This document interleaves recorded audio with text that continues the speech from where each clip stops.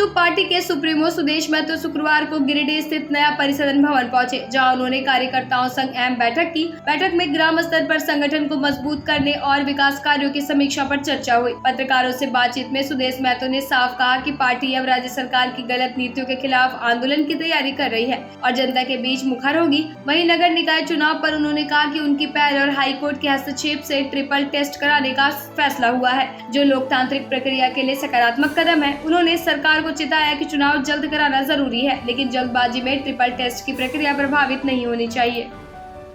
हमारे सारे पदाधिकारी आज कार्य समिति की बैठक में बैठे और पार्टी के आगामी कार्यक्रम जो है, पार्टी के ग्राम स्तर पर पार्टी के सारे इकाई को खड़ा करना और उसके साथ साथ हमें राज्य के अंदर में इस सरकार के खिलाफ में जो पब्लिक एजेंडे हैं उनको चिन्हित करते हुए फिर से एक आंदोलन के स्वरूप में उतरने की जो तैयारी हमारी है, उसी संदर्भ में आज चर्चाएं हुई है। आने वाले समय में जैसे मेरा जिलावार कार्यक्रम भी चल रहा है, दुर्गा पूजा से पहले अभी तय हुआ है कि एक बड़ा कार्यक्रम आम मिलाद कार्यक्रम हमारे यहाँ पर गिरिडीह में होगा और फिर गतिविधियों को संगठन विस्तार के कार्यक्रम और राज्य सरकार के जो गलत निर्णय है उनके खिलाफ में फिर से लामबंद होते हुए जनता के लिए मुखर होने की तैयारी है। सर, नगर निकाय को लेकर हाईकोर्ट सबको दिख रहा है, लेकिन बावजूद अभी तक चुनाव को आपको पता है कि नगर इकाई को लेकर हमारी पार्टी ने सुप्रीम कोर्ट तक जाने का काम किया।